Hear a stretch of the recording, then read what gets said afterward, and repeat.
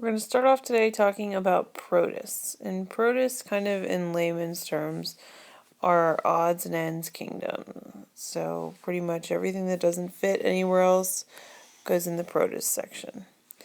Alright, they are single or multicellular eukaryotic organisms.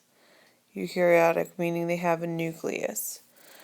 Okay, and also they can be either heterotrophic or autotrophic, depending on if they are plant-like, animal-like, or fungus-like. From an evolutionary standpoint, protists were the first eukaryotic organisms to appear on Earth, which was about 1.5 billion years ago. Okay, and they are theorizing that protists came from bacteria. So over time, they evolved into protists. And then since we have fungus-like protists, plant-like protists, and animal-like protists, that kind of gave rise to the next level of things.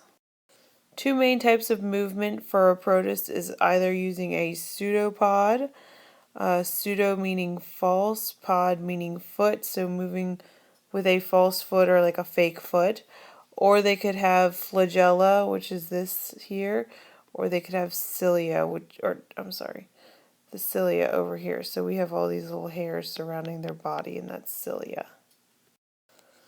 Again, when we're classifying protists, we're classifying them based on how they get food. So an animal-like protist is a heterotroph. A plant-like protist is an autotroph. Okay, they can produce their own food by photosynthesis. And a fungus-like protist gets its food by external digestion, and this will either be as a decomposer or a parasite. Going over some animal-like protists. Our first group, well, animal-like protists are also referred to as protozoans. First group we're going to talk about is called zooflagellates. So you see this word zoo? Hey, what's in a zoo? Animals. The prefix zoo means animal. And then you see flagellate. Guess what? They have a flagella. So they are animal-like protists that move using a flagella. And most of the time, the zooflagellates will be either parasites or free-swimming. Oh, everybody's favorite, the sarcodines or the pseudopods, like our little amoeba friend right here and here. They move and eat using this fake foot. So they kind of like extend it out and then it shrinks back and it kind of makes them creep along. So that's their false foot because it's not really a foot. It's just kind of this cytoplasm that stretches out and pulls its body along with it. My personal favorite, the ciliates, because I think Paramecium are adorable. So you see we have this word cilia in the word ciliate. So guess what? They move using those little cilia or those little hairs that are found all along the outside of their body. Okay, they are found in fresh and salt water, and look at how cute they are. They're adorable. Plant-like protists, commonly referred to as algae, they contain chlorophyll and carry out photosynthesis. So here's a picture of a colony of green algae.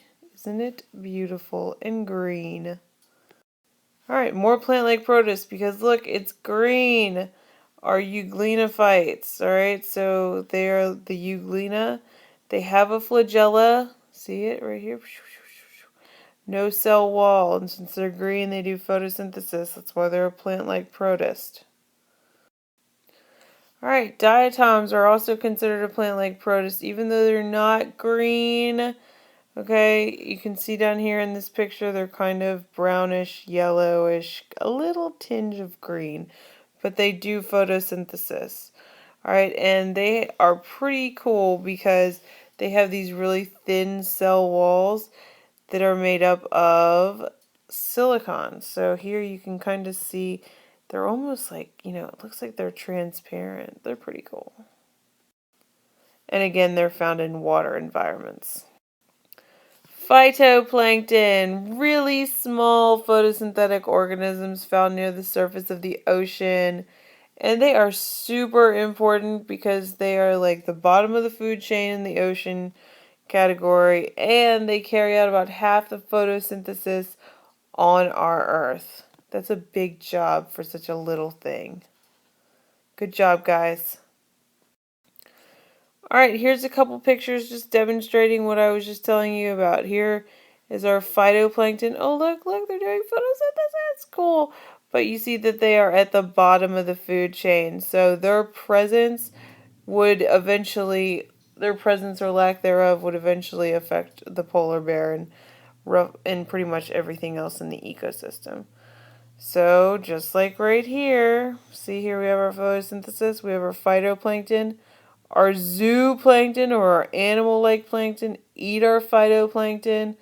You know, krill eat the zooplankton, fish eat the krill, and, you know, maybe the whale eats fish. You get the idea. Ooh, these are cool too. The fungus-like protists. So they're going to be like a fungus. So these are things like our slime mold. And slime molds are cool because during one stage of their life, they look like amoebas, and then during other stages of their life, they're actually going to turn out to be like these fruiting bodies that produce spores, and it kind of resembles more so a fungus. So just keep in mind that these are unicellular organisms. I know, crazy. See, here's our one slime mold. But you see, the slime mold kind of works together, okay, to eventually produce this, this stalk, this sporangium, which holds all these spores in it, so they can make more of themselves. So they are a unicellular organism that operates as a colony, so they can reproduce, and, they want a nice tall stalk so they can get all their spores as far away as possible. Cool stuff. Water molds. You may remember this from history because of the Great Potato Famine. Alright, so water molds live on dead or decaying organic matter in water, and some are actually plant parasites on land. So this particular protist was responsible for the Great Potato Famine in Ireland in 1846.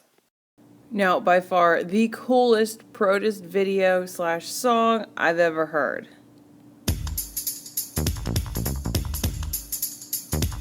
Now this is a story, all about a kingdom that caused for malaria, plasmodium. But don't be afraid, cause they don't bite. I'll tell you all about the protists, they can be a delight.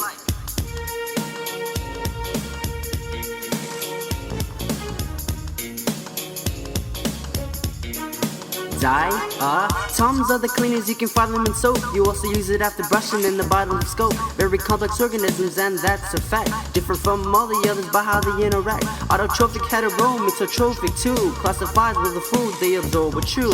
Eukaryotic, they are one of a kind. Not a plant, fungus, animal, or three combined. Colonial organisms never alone. They can be independent but rarely shown. You already know the protist cells stay solo. One cell only, that's the motto. Also unicellular. Yeah. Some are motile, they move around. Others sessile and stand the ground. Symbiosis, that's how they form. Of prokaryotes, then they are born.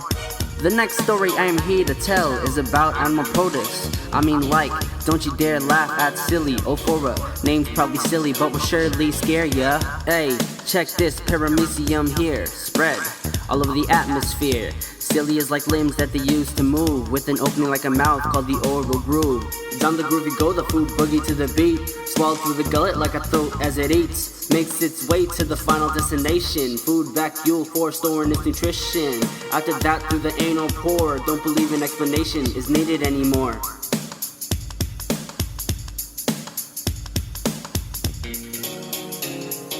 Blooms. Large growth of algae produces of toxins harmful to the body. Grown in waters with lots of waste. Don't you dare drink, you won't like the taste. Red tide's another massive toxicity. Creates toxin theory in bloom of algae. Cause of paralysis, eventually death. Fish industry suffering, going in debt. Phytoplankton, also known as microalgae, found in great numbers in the deep blue sea. Swimming in water as the sun penetrates. Photosynthetic dino flagellates. Like a propeller, flagella tails like a whip. Now here's a clip. Alright, science experiment, take one. Make sure you point it at the water. Yeah, those are protists. Super cool.